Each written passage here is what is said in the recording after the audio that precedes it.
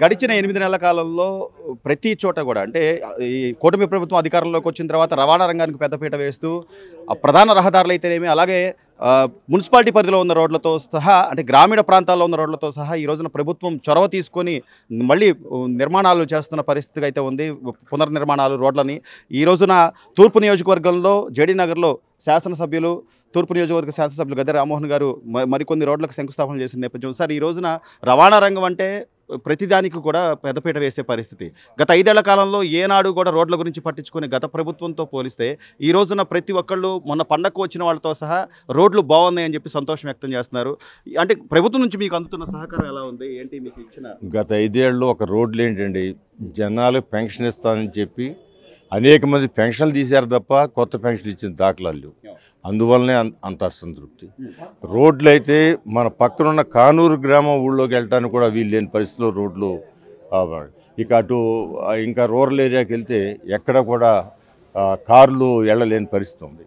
ఇవాళ నారా చంద్రబాబు నాయుడు ముఖ్యమంత్రి అయిన తర్వాత ఆయన ఆలోచనతో మొట్టమొదటిగా గుంటలు లేని రోడ్లు ఉండాలని చెప్పి రిపేర్ చేయడం జరిగింది. అదేవిధంగా అన్ని కార్యక్రమాలు కూడా కనీసమైన మౌలిక సదుపాయాలను అభివృద్ధి పరచాలనే ఉద్దేశంతో ఒక మంచినీళ్ళు కానివ్వండి, లేదా రోడ్లు కానివ్వండి, లేదా డ్రైనేజీలు కానివ్వండి, లేదా సైడ్ డ్రైన్స్ కానీ గత 5 సంవత్సరాల్లో చిన్నపాటి వర్షానికి కూడా ప్రతి ప్రాంతం కూడా మునిగిపోయే పరిస్థితి ఉంది. వాటన్నింటినీ కాపాడడం ఒక ప్రణాళికాబద్ధంగా వెళ్తూ ఉన్నారు. విజయవాడ నగరంలో ఎక్కడ కూడా చుక్క నీరు నిల్వంటానికి వీల్లేదని చెప్పి ఆయన ఆలోచన చేసి సిఆర్డీఏ ద్వారా 100 కోట్ల రూపాయలు ఇప్పించి ఆ సైడ్ డ్రైన్ ఏర్పాటు చేయడం జరుగుతోంది. ఇక ఈ రోడ్లు అయితే ప్రతి ఒక్క రోడ్డు సిమెంట్ రోడ్డుగా మారాలని చెప్పి అంచెలంచెలుగా రోడ్లన్నీ కూడా సిమెంట్ రోడ్లుగా మార్చుకోవడం జరుగుతోంది. సో మౌలిక సదుపాయాల కల్పనలో నారా చంద్రబాబు నాయుడు గారు అందవేసిన చేయాలి.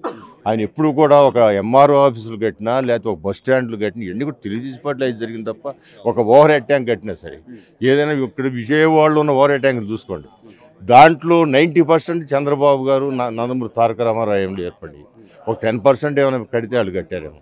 సో ఆ విధంగా నిరంతరం అభివృద్ధిని సంక్షేమాన్ని సమాన దృష్టితో ముందుకు తీసుకెళ్తున్న వ్యక్తి నారా చంద్రబాబు నాయుడు గారు. అది ప్రజలు కూడా గత 5 సంవత్సరాల పాలన చూశారు. ఆ రోజున వాళ్ళకి ఏం సౌకర్యాలు వచ్చినాయి, ఈ రోజున ఎంత గొప్పగా సౌకర్యాలు వస్తాయని బేరీ చేసుకుంటూ ఉన్నారు. సో వాళ్ళు నిరంతరం కూడా చంద్రబాబు గారిని మర్చిపోలేని విధంగా అభివృద్ధి కార్యక్రమం జరగబోతుంది. 6 నెలల క్రితం వచ్చిన వరదలకు సంబంధించి సార్ మీ హయాంలో పడ్డటువంటి ఆ వాళ్ళు ఉండడం వల్లే చాలా వరకు కూడా కృష్ణలంక కానీ చాలా ప్రాంతాలు సేఫ్ జోన్లోకి వచ్చిన పరిస్థితి.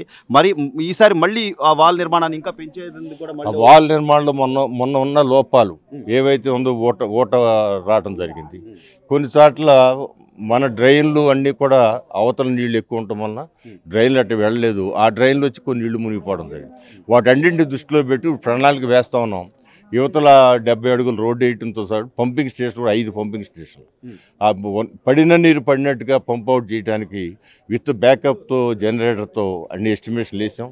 ఆల్రెడీ 40 కోట్లు శాంక్షన్ అయింది. దానికి 3 పంపింగ్ స్టేషన్లు కూడా మొదలు పెడతారు.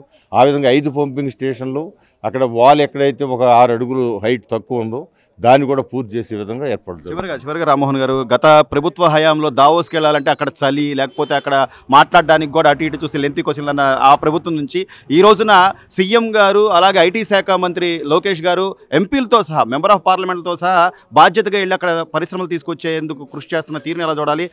అంటే ఉద్యోగాల కోసం గత 5 ఏళ్ల నుంచి ఎదురు చూస్తున్న నిరుద్యోగులకి మీ ప్రభుత్వం తరపున అసలు దావోస్ పర్యటనలో ఆయన బస్ స్టాండ్లో ఒక కోట్ వేసుకుని చూసిన దిక్కులు చూసిన ఫోటోలు తప్పితే ఎవరితో మాట్లాడినట్టు కానీ ఒక మనిషి వచ్చి ఇక్కడ ఇండస్ట్రీ పెట్టినాడు ఎక్కడా కూడా లేదు. ఇప్పుడు చూడండి ఎన్ని కంపెనీలు ముందుకు వస్తూ ఉన్నాయో. సో వాళ్ళకున్న కొన్ని భయాలు కూడా వాళ్ళకి ధైర్యం చెప్పి ఇక్కడ పెట్టుబడులు పెట్టండి అని చెప్పి అందరినీ మాట్లాడుతూ ఉన్నారు. ఖచ్చితంగా ఇప్పటికే చాలా కంపెనీలు వస్తూ ఉన్నాయి.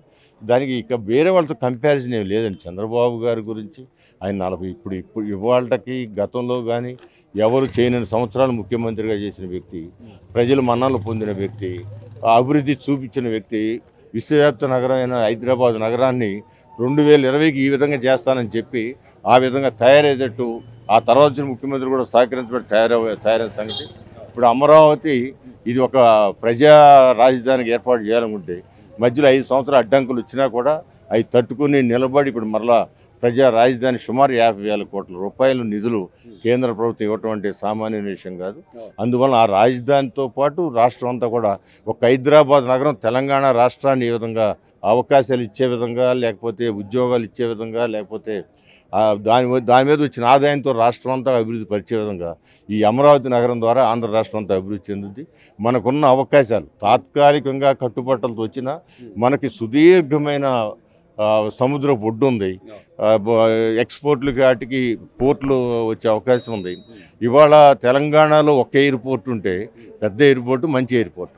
కానీ ఇక్కడ అనేకమైన ఎయిర్పోర్ట్లు, ప్రతి ఊరికి ఎయిర్పోర్ట్ వచ్చే విధంగా చేసే దానిలో ఖచ్చితంగా దీన్ని ప్రణాళిక 2047 అనే ఒక డాక్యుమెంట్ ద్వారా ఏ విధంగా చేయాలనుకున్నారో ఆ విధంగా చేసి తీరుతారు. వాళ్ళు వేసే పునాదులు తర్వాత ఏ ముఖ్యమంత్రులు వచ్చినా దీంట్లో తెలుగుదేశంలో ఎవరు వచ్చినా కూడా, లేకపోతే చంద్రబాబు గారు ఇంకా 10 ఏళ్ల పాటు చేసినా కూడా ఇక దానికి తిరుగులేని విధంగా రాష్ట్రాన్ని తయారు చేయబోతున్నారు. ప్రజలు ఏ నమ్మకంతో అయితే వాళ్ళని గెలిపించారో ఆ నమ్మకాన్ని నిలబెట్టుకుంటాం. అలాగే విజన్ 2047ని ఖచ్చితంగా చంద్రబాబు గారు ఆయన దిశానిర్దేశంలో మేము నడుస్తామని చెప్పి గద్దె రామ్మోహన్ గారు చెప్తున్న పరిస్థితి. అలాగే రవాణా రంగానికి సంబంధించి ఎక్కడా కూడా మేము వెనకడుగు వేసేది లేదు. రవాణా రంగాన్ని పునరుద్ధరించుకుంటూ, అలాగే ఉద్యోగ అవకాశాలు కల్పించుకుంటూ అమరావతిని అన్ని రాష్ట్రాలలో కూడా ఒక తలమానికంగా అమరావతిని మేము ముందు వరుసలో నిలబెట్టేందుకు చంద్రబాబు గారు చేస్తున్నటువంటి దిశానిర్దేశం అనుగుణంగా మేము పనులు చేసుకుంటూ వెళ్తామని స్థానిక ఎమ్మెల్యే చెప్తున్న పరిస్థితి కనిపిస్తుంది.